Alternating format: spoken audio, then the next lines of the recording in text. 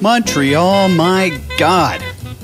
Hundreds of cultures and languages, 6 universities, and 12 junior colleges. I got here in 1988, and it's never stopped nourishing my intellect and filling me with hope. Remember the most amazing conversations you ever had? How alive you felt? Remember how the music sounded? A life like that never stopped in Montreal. Its sidewalk cafes buzz and pop with debate, laughter, and most of all, stimulating topics.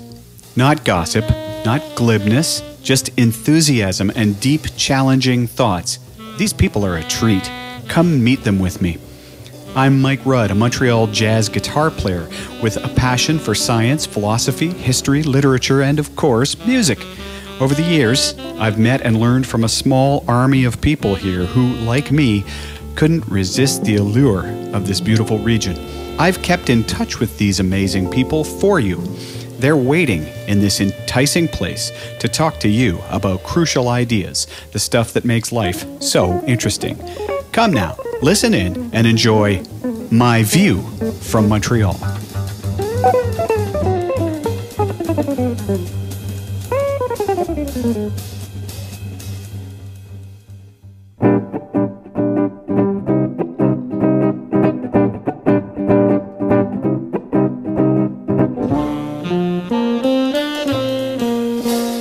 I met Claude Lamontagne in 2005 when taking his perception course at the University of Ottawa. The course text he had chosen was Jorge Luis Borges' Fictions, South American trippy sci-fi-esque stories, which were a pretty far cry from the standard sort of neurophysiology text that you would normally get in a course like this. This was a sign to me that this would be no ordinary course about the brain. When he walked into the class, it was evident that this man was one of those Promethean teachers, somebody out to radically change the way his students thought about the whole subject. He told us that our job that semester was to convince him that your brain causes your perceptions. Do you understand how strange that is? This is a little like an English literature teacher asking you to prove that books are written using the alphabet. He then took a semester and walked us through a forceful, sustained argument against your brain and its computations being the source of your conscious awareness. I fought him every step of the way, and it was probably the most delightful course I've ever taken in anything. When I decided to start interviewing fascinating people, Claude was one of the very first to come to mind.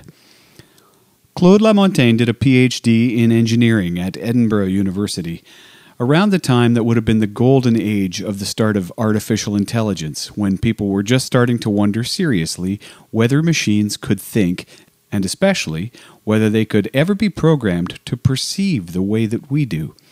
After years of experiment and investigation, his conclusions were shocking. Not only can't a computer have a perception, but if you think your brain is a computer, then your experience cannot be the results of such computation. In short, Claude says, if the brain works the way we think it does, then you cannot have a brain. I was in Ottawa to finish recording the tracks for my new album, Miniatures, and found Claude in his rustic Gatineau country home, surrounded by his original stained glass works and other art. We immediately started in on his primary interest, and certainly one of mine, the mysteries of perception and the brain.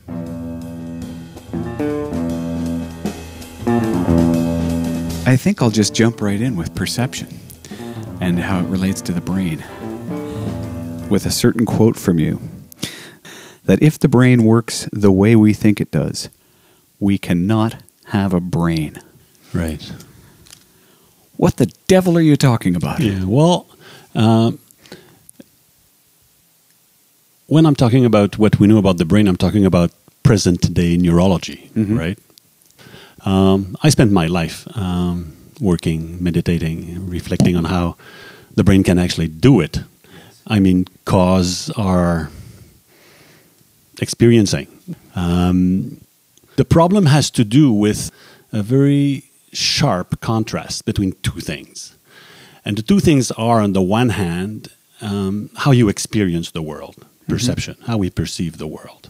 As everybody knows, describing what you experience is very, very tough. Most people have experienced that by trying to describe dreams to other people. Describing a dream is extremely difficult. Well, expressing what you perceive is as tough when you come to try it. Perception as something that you experience is very difficult to express. But when you work on it, you realize that this experience you have when you perceive is totally different in nature from when you try to explain how that happens. Psychology and the sciences that do study the mind, and neurology that tries to understand the brain, try to come to terms with explaining experience. But of course, an explanation of experience is not experience. In fact, the ancient philosophers had a way of expressing this fundamental difference between an explanation and what an explanation is trying to explain. There are words in Latin. The explicans and the explicandum were the words they were using. The explicans is the explanation. The explicandum is what it is that the explanation tries to capture. Right. And it was well known to them. They were, they had acknowledged the irreducible difference between an experience and how you will explain that experience. Well, an explanation and what it is that explanation is explaining. Right. So, as you perceive, you are experiencing something. Yes.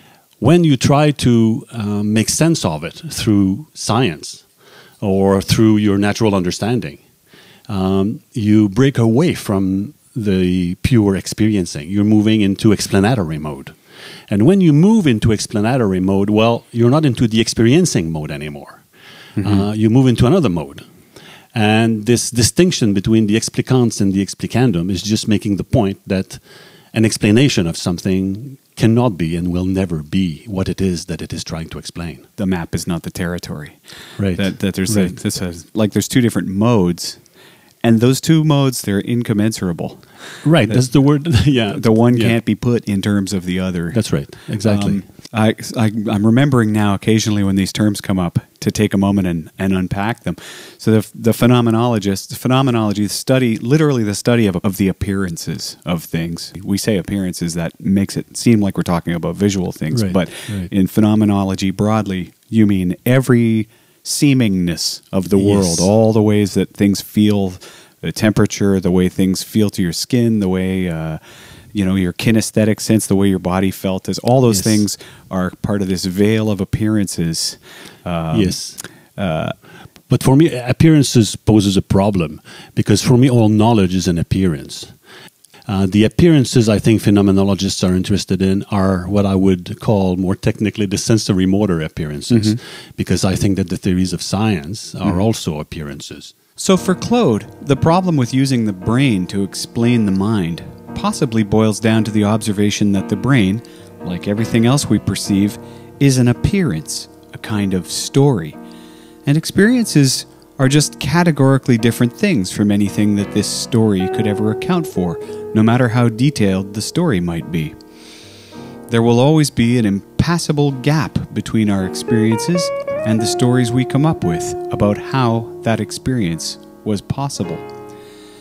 I don't know if I'm doing him justice, but I can say that I personally don't agree. Still, it's a fascinating thought. I hope you're beginning to see how I fell in love with this guy. I had to push him a little further, though, asking him, well, what does the nervous system do? The result took us right back to Claude's paradox. And just when he sounds so different from other psychologists, Claude shows that he absolutely is one, going to the favorite territory of the psychologist, the illusion. First one he discovered himself.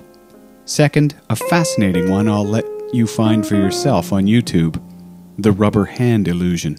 That's what I was going to ask you about. How does the nervous system fit into But this? exactly. So we're back to computing. Yeah. If the nervous system computes, Yeah. the conclusion to which you have come is that computing is essentially making hypotheses. Yeah. Why is it making hypotheses? Because computing is deciding if something exists on the basis of the satisfaction of some conditions. Right. One of the first things that happened to me back in the 70s when I did my PhD was that I had designed this computational system to explain how the brain allows the eyes to track an object. Yes. To the eye tracking. And I developed this computational model that a robot, in fact, could use in order to track objects. And I realized that the robot would have a series of illusions. Mm-hmm. Now I said, well, this is a good occasion, a good opportunity to check my theory. If this computational theory of eye tracking I have happens to be how the brain does it, we should have this illusion too. Mm-hmm. And I, of course, created the physical situation to test that out. Mm-hmm. And I was lucky. It turned out that we do have these illusions. Yes, I recall this. My great luck was that this had never been documented before. So there you were. There, you know, I had discovered a series of illusions on the basis of a computational theory of this, you know, eye tracking process. Yeah. Now, what struck me as I was playing with this illusion, a visual illusion does not strike you as being visually illusory. It's your intelligence, right, that realizes that there's an illusion there. Your visual system gets completely caught. This is why you call it an illusion. Right. You see things a certain way. And you see them directly. You think, you know... And out of sheer rationality, you know when you compare it with what you know for other reasons must be the case. Exactly. So we call them visual illusions, when in fact they are intellectual illusions. They're processing illusions. They are intellectual illusions of the visual experience. Right. But the visual experience itself does not contain the illusory texture. Right. There's nothing illusory about what you're saying if you remain within the visual experience itself. So to simplify this, or to take it to take a really easy to think of example, the classic one of when you put a spoon into a glass of water and you see the handle of the spoon going in at one angle, but then where the water starts, you see the actual spoon kind of larger and Right. over about half an inch. Right. There's nothing in your actual visual information that's impossible No, or in your visual illogical. experience, For all you know, it that is bent. That could just be a different thing in the water than is coming up out of the water. Exactly. And it's because you know from when you put the spoon in that the spoon was a straight object. You know from your previous experience that things don't just change just because you put them in a glass of water. Exactly. There's just too many consistencies that this violates, and you know better than to trust your actual visual experience at that moment. That's what makes it an illusion. The Exactly. actual contradiction is not a visual one. It's a disconnect between this current visual sensation and what generally you know to be the case. Exactly. From induction, from a larger set of if-then statements. Right. That you've, So as you move into this explanatory mode to make sense of the illusion, you know, and you realize that what the brain does is that it checks for some conditions to be valid or not. It checks for some condition. If the conditions are valid, the system concludes that the category that is represented by these conditions is into existence. It is brought to existence, and it is offered to you in your conscious experience as a directly accessed reality, right? So in some cases, we see the illusory nature, as you were saying, by putting it within the context of our knowledge of some other aspects of the situations that convince us that this is impossible. So the nature of computation is unescapably tied to the hypothetical nature of what it is that it produces. And at the moment, I don't think anybody escapes this necessity of accepting that a nervous system is a computer in the very general sense of the term. A nervous system computes. If a nervous system computes, what it proposes as being what is the external world is necessarily hypothetical. If computing can only provide you with hypotheses, and if the brain computes, then the brain can only offer you hypotheses of what is. So since we know the brain through the brain's functioning, the brain is a hypothesis. Right. If a brain is a hypothesis, it is not a reality. It is about reality. Right. It is not reality.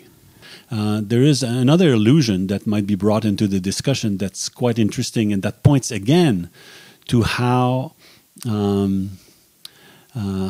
fallaciously we are pushed into believing things exist. Yeah. And this one is pretty intense because it has to do with our embodiment. It's the famous rubber hand illusion. You know about the rubber hand illusion? This rings a bell. The rubber hand illusion is this illusion where you hide your left hand, say, and you put in your visual field a rubber hand replacing it. Yes. And as you ask someone to actually stimulate one of your hidden fingers, for instance, at the same time as showing you some stimulation of the same finger on the rubber hand, and you do that for a while, for a few minutes, eventually you feel the stimulation on on the rubber finger. Right. Now it is usually, there's a lot of YouTube examples of it, and the way it is presented is as an illusion, the rubber hand illusion. But if you really think about it, you can just turn that completely around and argue that this is an evidence of a human hand illusion.